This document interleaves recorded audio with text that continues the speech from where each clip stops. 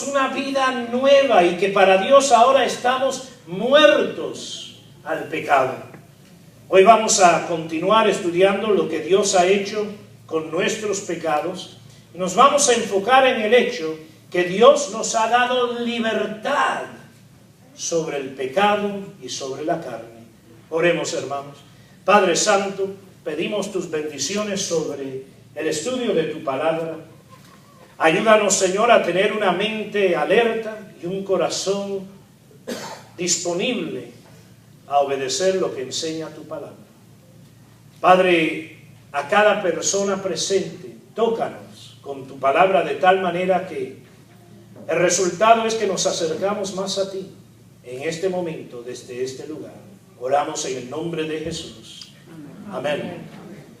Antes de continuar con el mensaje sobre la libertad cristiana, quería incluir estos próximos 3 versículos para responder la pregunta: ¿qué ha hecho Dios con nuestros pecados?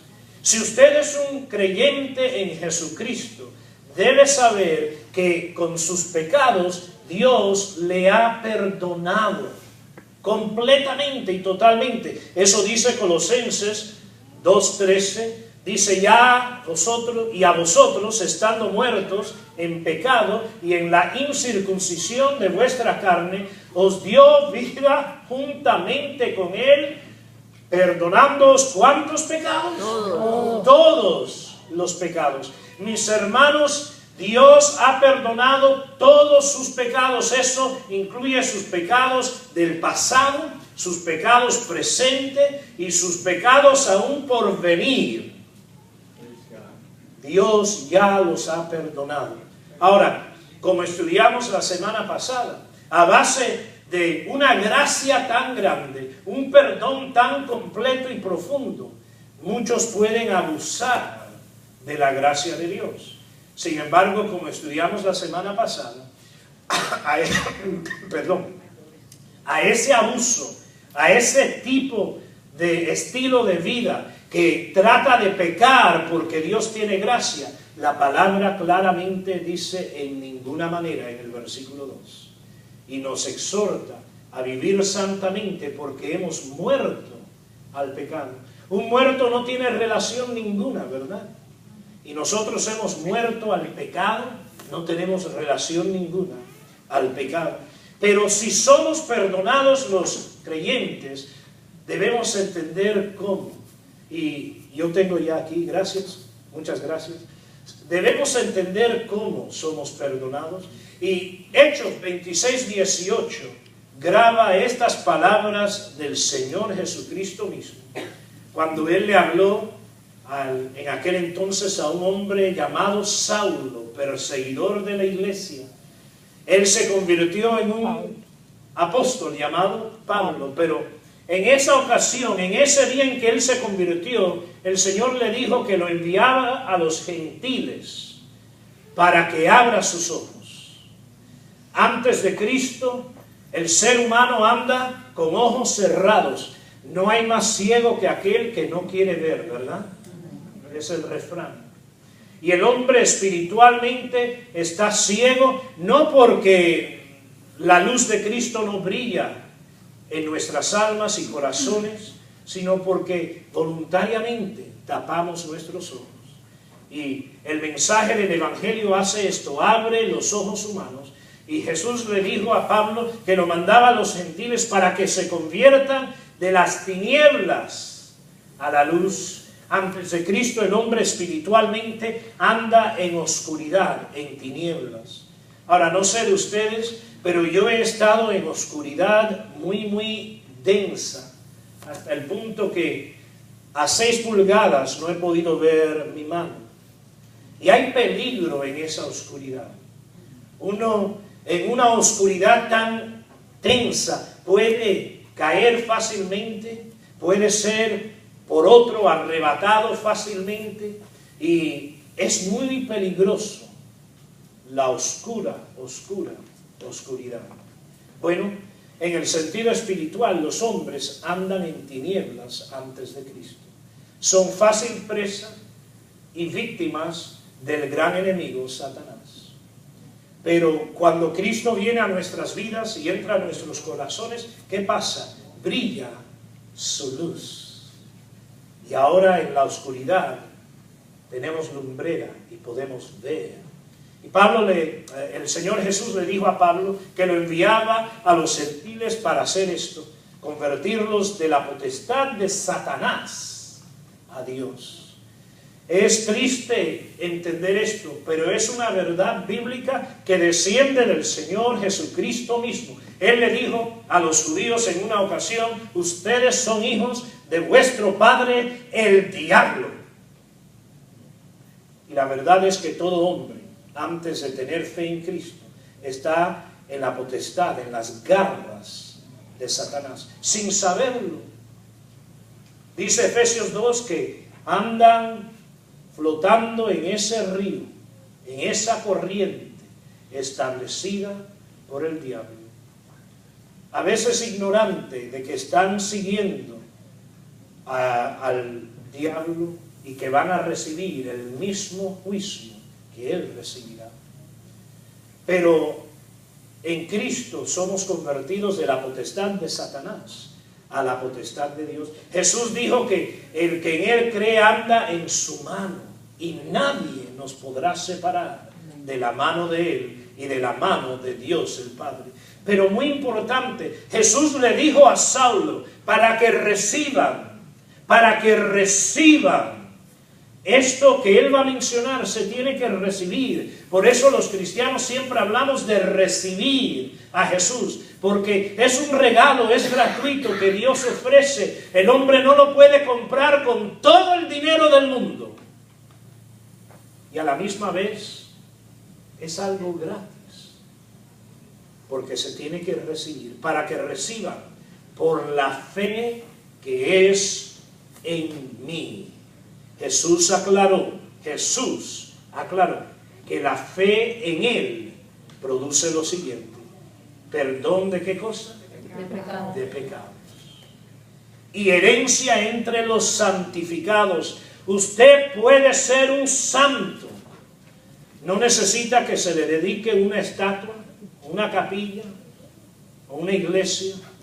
Usted puede ser un santo si tan solo tiene fe en Cristo Jesús, porque con esa fe él perdona pecados.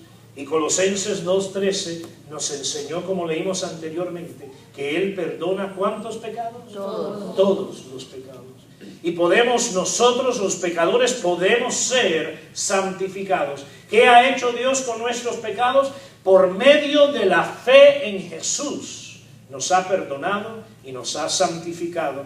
Y miren lo que dice Hebreos 10:14, de cuán efectivo fue el sacrificio de Cristo Jesús, el que conmemoramos hoy en la Santa Cena. Fue un sacrificio tan efectivo que dice la palabra, hoy hay que remover eso, si no,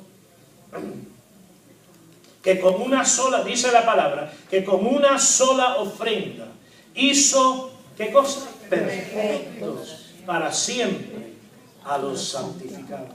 Pero mi amigo, mi amiga, si usted hoy nos acompaña y todavía no ha tenido esa fe inicial en Cristo Jesús, Dios quiere hacer esto con su pecado, porque la verdad es que todos somos pecadores.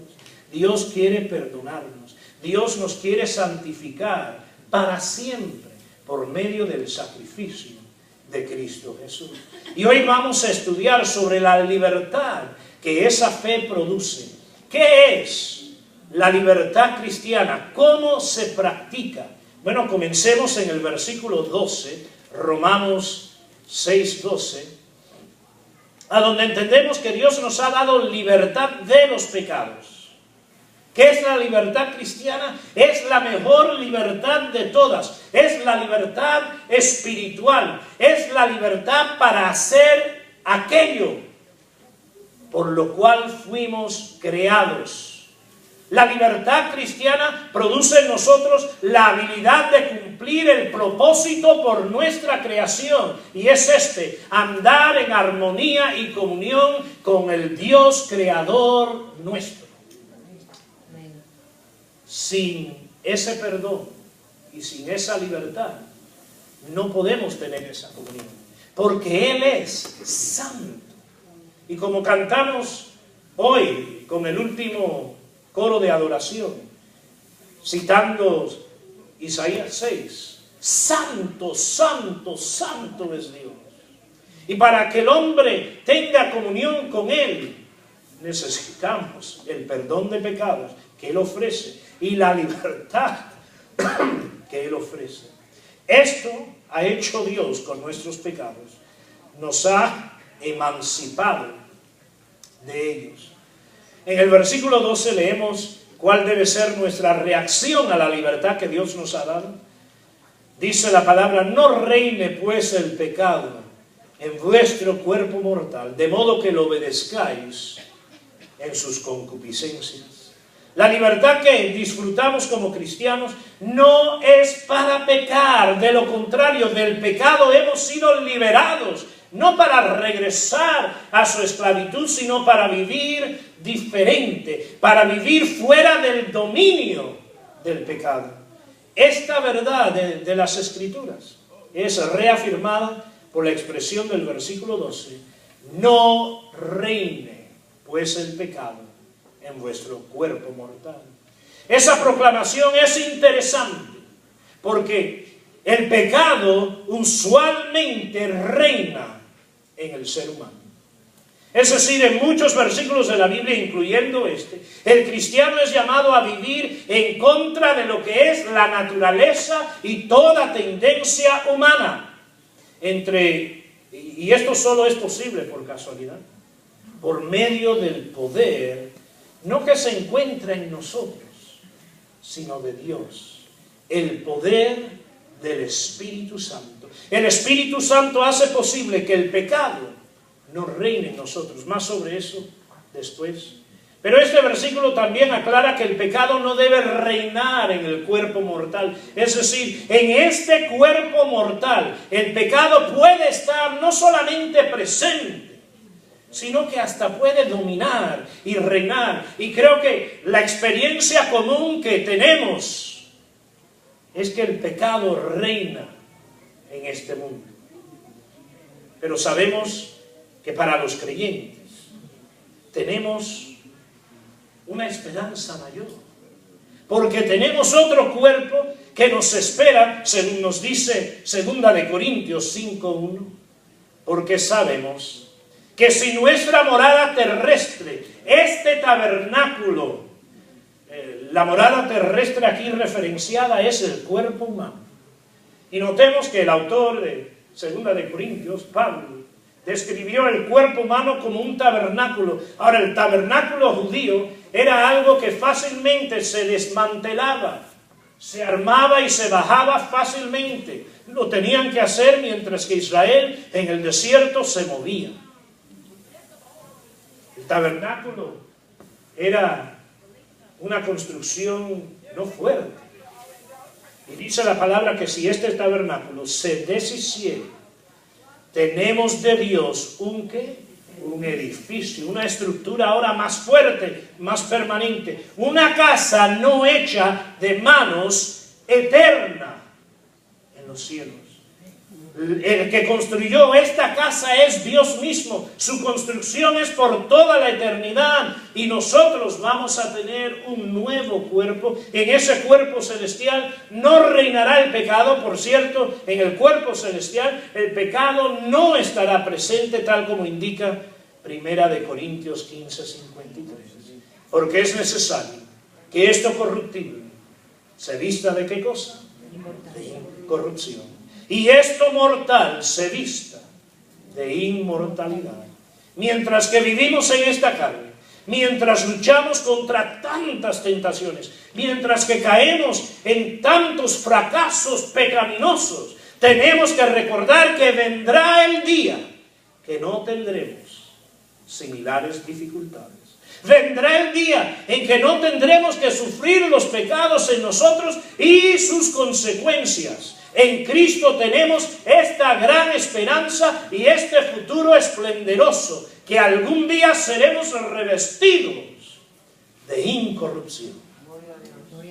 Otra verdad que aprendemos de Romanos 6:12 es que el cristiano